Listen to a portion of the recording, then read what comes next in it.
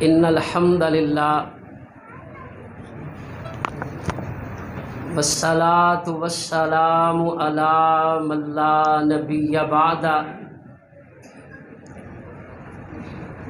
اللہم صلی علی محمد وعلی آل محمد کما صلیت علی ابراہیم وعلی آل ابراہیم انک حمید مجید اللہم بارک علی محمد وعلی آل محمد کما بارکت علی ابراہیم وعلی آل ابراہیم انک حمید مجید اما بعد فاعوذ باللہ السمیع العلیم من الشیطان الرجیم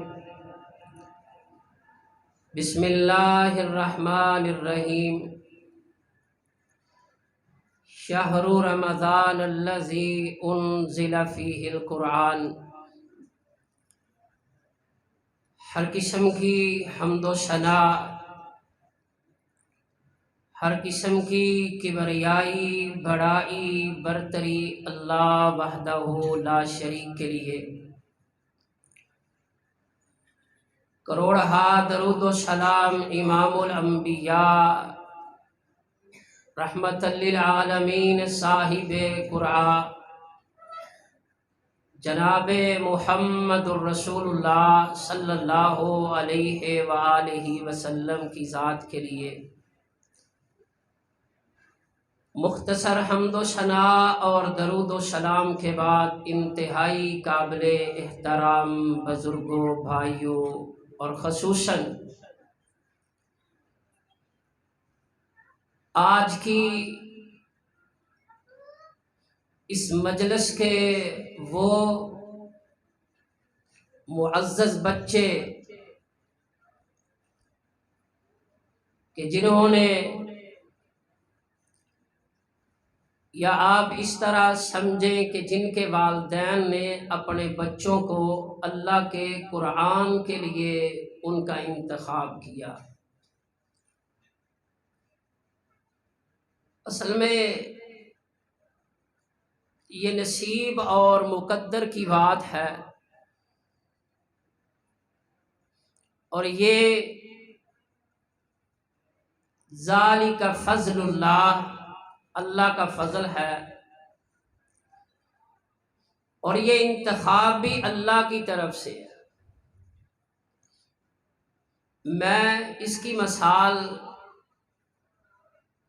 اس طرح دیا کرتا ہوں کہ ہمارے پیارے نبی جناب محمد الرسول اللہ صلی اللہ علیہ وسلم نے ایک دعا فرمائی۔ وہ دعا کیا تھی؟ اللہم اعز الاسلام، اللہ اسلام کو عزت دے دے، اللہ اسلام کو شان دے دے، مقام دے دے۔ آپ سرکار نے دو نام لیے، ایک نام لیا حضرت عمر بن خطاب رضی اللہ تعالی عنہ کا، اور دوسرا نام لیا ابو جہل کا۔ اب یہ نصیب اور مقدر کی بات ہے۔ دعا رسول اللہ صلی اللہ علیہ وسلم نے کی، اور دعا کے بعد انتخاب اللہ کی ذات پہ چھوڑ دیا۔ ذالک فضل اللہ یؤتیہ من یشاء، اور یہ فضل اللہ کی رحمت کس پہ ہوئی؟ سیدنا عمر بن خطاب رضی اللہ تعالی عنہ کے حق کے اندر۔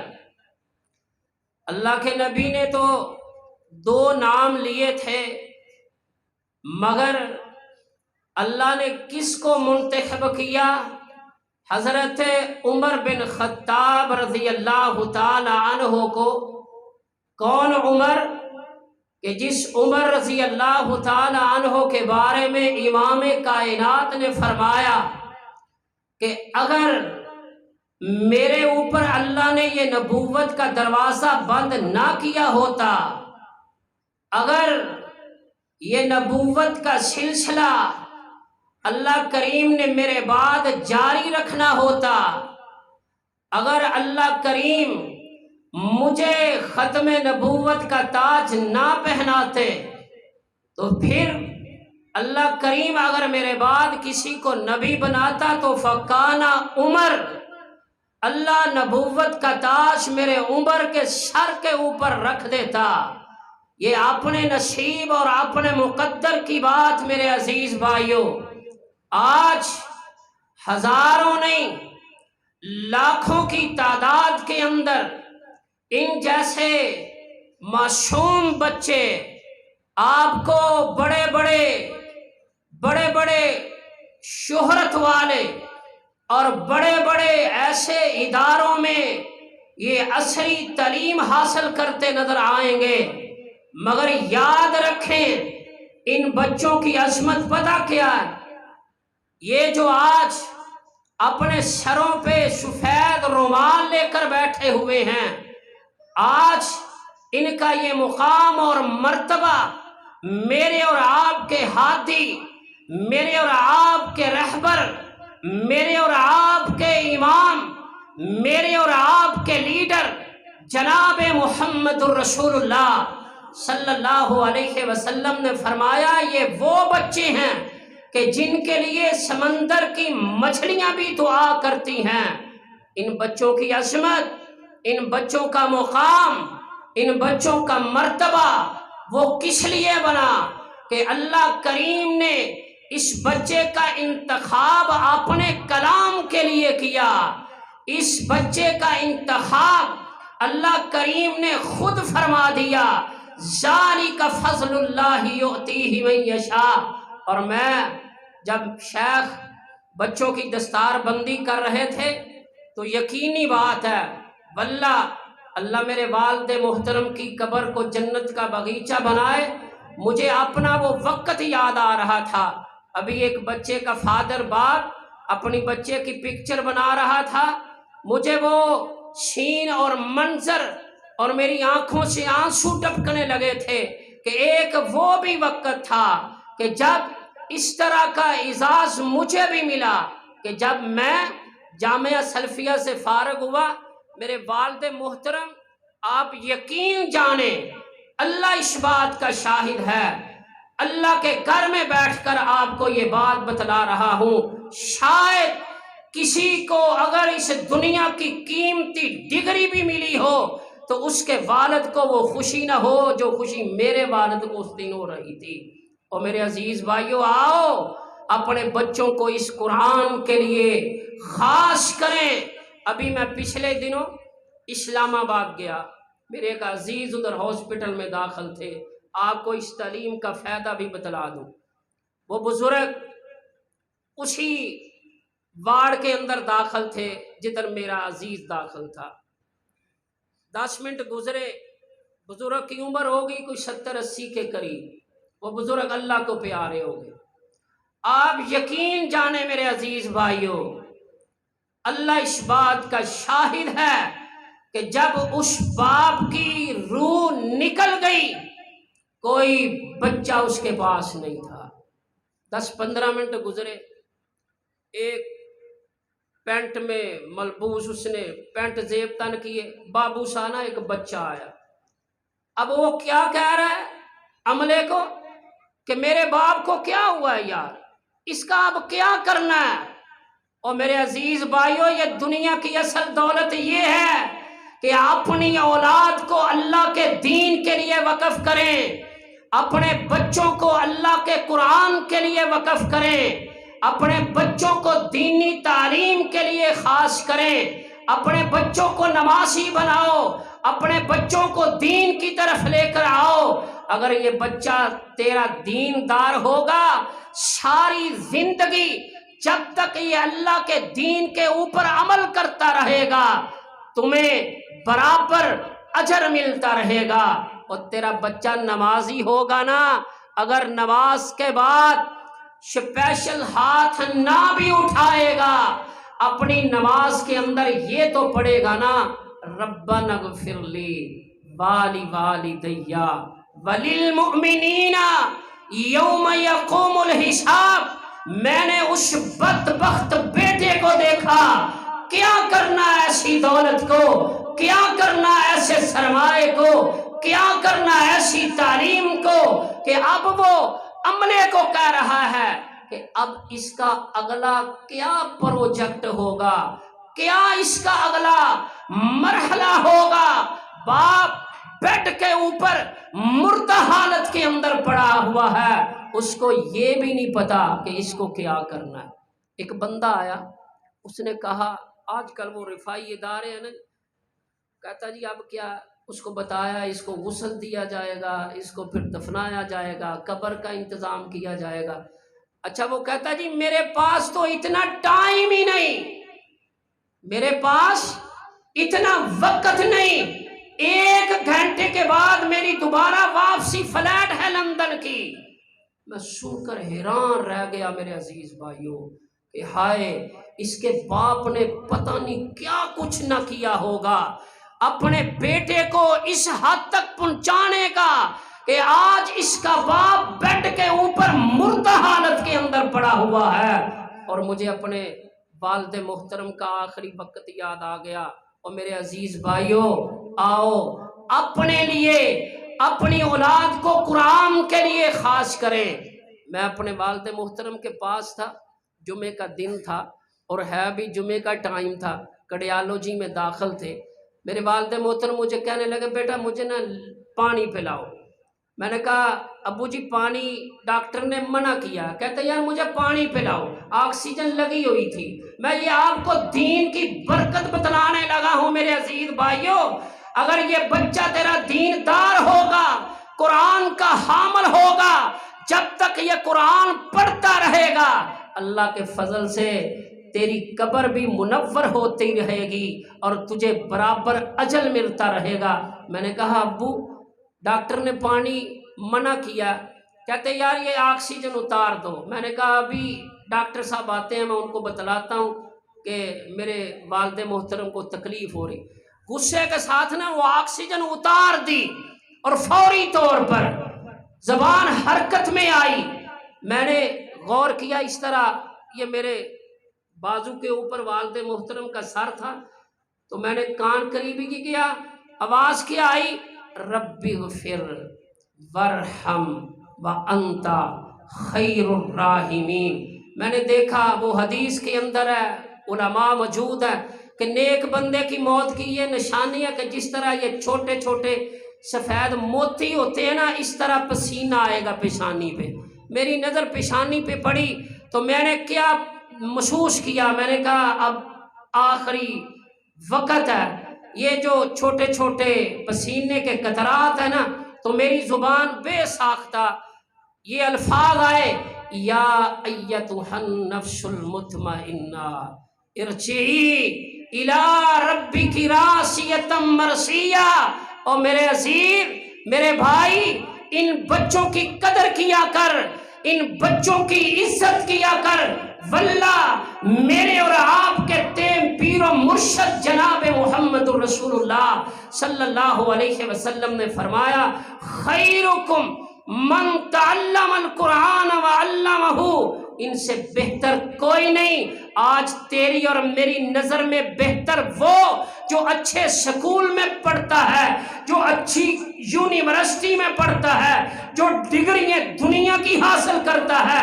آج تیری اور میری نظر میں اچھا بچہ وہ جو اچھا بزنس مین بن جائے، جس کو اچھی نوکری مل جائے اور جو اچھی تنخواہ لے کر گھر آئے، نہ میرے بھائی، اچھا وہ جس کو میرے اور آپ کے ہادی صاحب قرآن جناب محمد الرسول اللہ صلی اللہ علیہ وسلم نے فرمایا، خیرکم من تعلم القرآن وعلمہ، بہتر وہ ہے جو قرآن پڑھے اور پھر پڑھائے۔ تو میرے عزیز بھائیوں، ان بچوں کی عزت کیا کرو، ان بچوں کی قدر کیا کرو، ان کو یہ نہ کہا کرو کہ تے مولوی نے انہاں دی کیڑی خیر ہے، جڑا گھروں فارغ ہے اس بچے نو مدرسے پا دیو یا کسے کاری کول چھڈ دیو، جڑا سب تو نکما بچہ۔ آج تیری اور میری سوچ یہ بن گئی، شیطان نے غلط رستے پہ ہمیں چلا دیا۔ آج تیری اور میری سوچ یہ بن گئی کہ جو سب سے نکما بچہ ہے، جس کا ذہن نہیں چلتا، اس کو کسی مولوی کے پاس چھوڑاؤ، خود پڑھتا رہے گا، مولوی دا سر کھاندا رہے گا۔ اور میرے عزیز بھائی، اس سوچ کو تبدیل کر، اپنا ذہن بدل، اپنے بچے کو اللہ کے دین کے لیے وقف کر، پھر اللہ کی رحمتیں دیکھنا۔ آج کیا ہے میرے عزیز بھائیوں، ہر بندہ کہ ہمیں پریشان نظر نہیں آتا، وہ اس لیے پریشان ہے کہ صبح ہم اپنے بچے کو بڑے اہتمام کے ساتھ اسکول، کالج، یونیورسٹی کی تیاری تو کرواتے ہیں، مگر میرے عزیز بھائیوں اللہ ناراض نہ ہو اور کیا ہو میرے عزیز بھائیوں کہ ہم اس بچے کو جس کو ہم نکما سمجھتے ہیں اس کو دین کے لیے پسند کرتے ہیں۔ او میرے بھائیوں، میرے عزیزوں، میری ماؤں بہنوں، اگر دنیا میں عزت چاہتے ہو، آخرت میں عزت چاہتے ہو، تو میرے بھائیوں اپنے بچوں کو قرآن کے لیے خاص کریں۔ یہ بچے اللہ کے فضل و کرم سے، اللہ کی رحمت سے تیرے لیے دنیا میں بھی عزت کا باعث بنیں گے، اور انشاءاللہ قیامت کے دن تو پھر اللہ تجھے تاج پہنائے گا نا۔ کس لیے کہ یہ ایک حافظ قرآن کا باب ہے، اور حافظ قرآن اللہ اکبر، اللہ کے پیغمبر، میرے اور آپ کے ہادی، میرے اور آپ کے رہنما جناب محمد الرسول اللہ صلی اللہ علیہ وسلم نے فرمایا کہ اللہ حافظ قرآن کو کہیں گے قرآن پڑھتا جا، جنت کی سیڑھیاں چڑھتا جا۔ یہ ہے اس کا مقام میرے عزیز بھائیوں، ان کی قدر کیا کرو، اور قرآن کے ساتھ میرے بھائیوں اپنا رشتہ ناتا جوڑو۔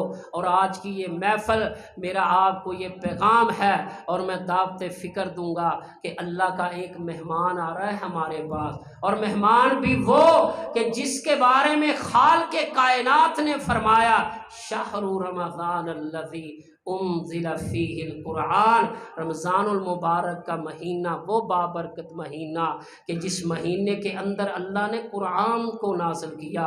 اور یہ قرآن اور رمضان یہ بہت میرے عزیز بھائیوں فائدے والی چیزیں ہیں۔ اللہ کے نبی جناب محمد الرسول اللہ صلی اللہ علیہ وسلم نے فرمایا الصیام والقرآن یشفعان، یہ قرآن اور رمضان کل اللہ کے دربار میں ہماری سفارش کرے گا، ہمارا سفارشی بنے گا۔ الصیام والقرآن یشفعان۔ تو میرے عزیز بھائیوں رمضان کا مہینہ آ رہا ہے، تیاری کریں، اپنے آپ کو استقبال رمضان کے لیے تیار کریں۔ حضرت پوچھ رہے تھے نا کہ سوائے علماء کے یا حافظ قرآن کے کون ایسا بندہ ہے کہ جس نے پورے سال کے اندر قرآن کو پڑھا ہو، قرآن کی تلاوت کی ہو۔ اور میرے عزیز بھائیوں قرآن کے ساتھ اپنا نا رشتہ جوڑیں، قرآن کے ساتھ اپنا تعلق جوڑیں، اور جب ہمارا رشتہ قرآن کے ساتھ جڑ جائے گا یہ قرآن ہمارے لیے اللہ کے دربار میں انشاءاللہ سفارش کرے گا، اور ہمارا یہ قرآن سفارشی بن جائے گا۔ تو اس لیے میرے عزیز بھائیوں آج وہ والدین بھی مبارکباد کے مستحق ہیں کہ جن کے بچوں نے، یہ کتنا بڑا اعزاز ہے میرے عزیز بھائیوں، اور یہ اعزاز صرف اللہ کے کلام کو حاصل ہے۔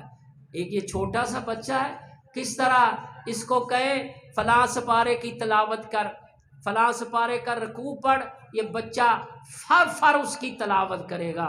یہ کتنا بڑا اعزاز ہے اس بچے کے لیے کہ جس بچے نے اللہ کے کلام کو اپنے سینے میں محفوظ کیا، اپنے سینے میں جگہ دی۔ وہ سینہ بھی بابرکت ہے میرے عزیز بھائیوں، اور میں ان بچوں کو بھی ماشاءاللہ قاری قرآن